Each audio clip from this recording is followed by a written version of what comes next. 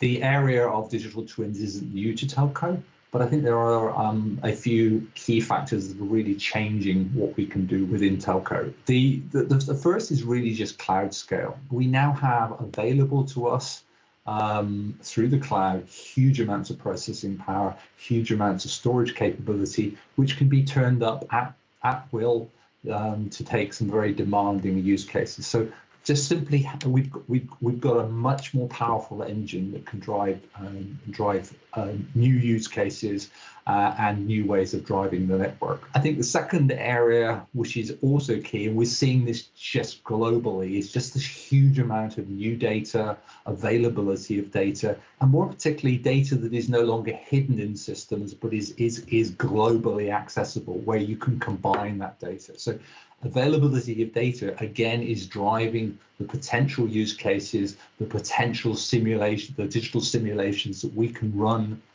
against the network, against customers, or a whole variety of aspects like that. And the third area is just the big expansion in the whole area of analytic tools, machine learning, AI, deep learning, etc., which can be applied to that big data set, which can consume the underlying capability that is being provided by the cloud. And an aspect of that also is just that sheer power means that we can consider things which have tended to be, we may have simulated parts of them in the past, but now we can contemplate putting them together in a way that can be thought of in terms of simulating in real time.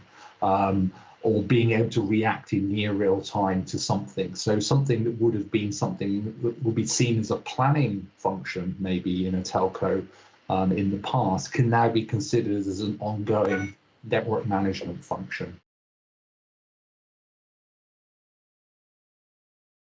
So there are three areas in which CSPs, I think, can explore new use cases for digital twins beyond just the management of the capacity and the network.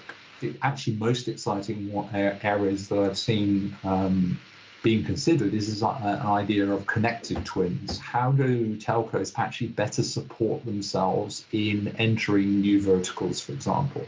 So other verticals, for example, automotive, may well have their own digital twins. They may be running simulations of how road networks work, how cars work in those type of networks.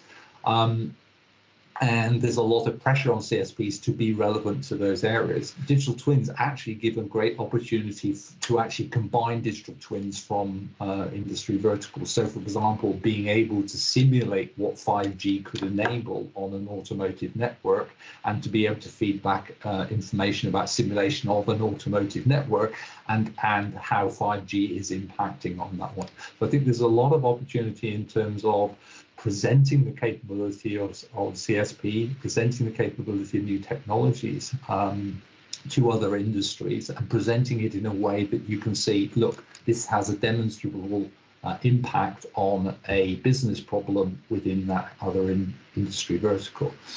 The other area I think that is the whole area of the softwareization of networks. So digital twins can play a key part in terms of the better integration of vendors supplying network software in the form of new network functions, virtualized network functions, and the ability for CSPs to accept them into the network. So again, digital twins can act as a harness in which new functions can be initially tested, but actually digital twins in the end can also potentially be part of the live network, effectively sandpits within the live network that are testing new software functions as they're coming in, are assessing them against some impact of the live network, and are gradually turning them up in terms of software lifecycle management in that area. The final one I would stress is actually in the whole area of customer experience, looking at using digital twins as references for the introduction of new product, the ability to ongoingly assess the impact of a new product, a new price plan, in terms of known information about how other products working and metrics that should be being met, and understanding the various levers in terms of the marketing campaign, in terms of the way that product can be made to be better, reacting in real time rather than reacting 6 months after the product has been put into place. Digital twins will undoubtedly be an important enabler of not of 5G itself, but enabling 5G to exhibit all of the new characteristics we want it to demonstrate. It is undoubtedly the case you could deploy 5G without digital twins, but the issue becomes is that there are so many more moving parts within 5G that in order to manage it within the existing operational constructs or the manual processes that are present at the moment, you would need to in some way nail down or limit the capability to be dynamic, to operate in a different vertical that 5G can enable.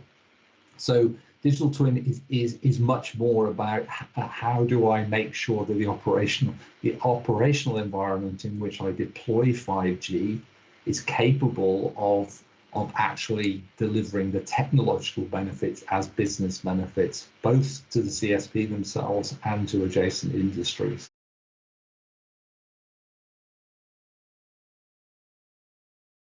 The things that need to be in place are fundamentally ones that are about data. Is your ability to provide data and your willingness to put that data into solutions like the cloud, or your willingness to invest in creating a similar level of scale as the cloud if you want to keep it private. The tools are all there. The capabilities, the ability to do streaming data, real-time processing of data, all of that is in place today.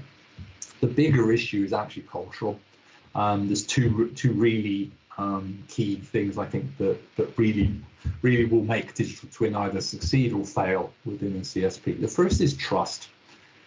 You have to trust. If you want to fully appreciate what a digital twin can do, you have to trust the result that it's going to give you.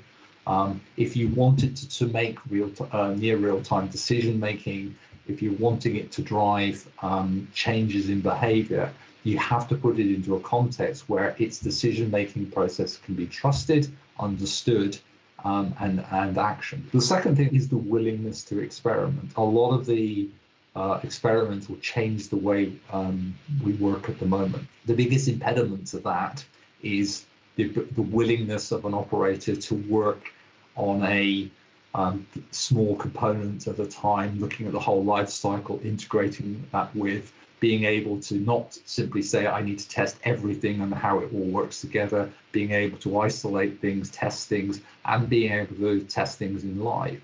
That's a fundamental cultural change. The willingness to think of planning as much more of an iterative process is always going to be one of cultural change. I think there are three areas which would be starting points for the CSP in terms of digital twin, which have an immediate effect on what they're trying to deliver today and in terms of opportunities in the future. The first is planning. Planning is at the moment an offline process which tends to be somewhat disconnected from what is happening operationally. Digital twins allow planning to become an online activity. It becomes much more of a capacity management, capacity planning process, which is built into the ongoing evolution of the network. And that has big operational and ultimately CapEx benefits to the operator in terms of just being able to react to what's happening in the real world rather than the predictive long-term model. I think the second area is the whole area of new tech and the various new technologies that are coming in, particularly things like 5G, the increasing use of software in the network is actually just generally increasing the dynamics of the services that are capable on the network. So if my operational processes can only deal with long-term static services that are in place for 6 months, but 5G could enable me to have services that could last 20 seconds, the operational processes may well constrain the new technology to effectively look like the old technology, because that's all the operational processes can support. Digital twins, by their ability to simulate and automate parts of the network and the ability to simulate and predict in that area, can take a big form in terms of enabling the ongoing management of this much more dynamic network, because you're able to simulate and see what is happening, but at the same time not nailing it down in a way that makes it look like the old technology. And I think the third area, which is this whole idea of enabling, CSPs need to look beyond their traditional markets. They need to be relevant to new enterprise use cases. They need to be relevant to new industry verticals. So the idea of using digital twins, both as being able to represent how new network technologies such as 5G can be relevant to an operator, can be highly relevant. So being able to simulate what a network could look like in the future, and what the performance a industry vertical could achieve is very important.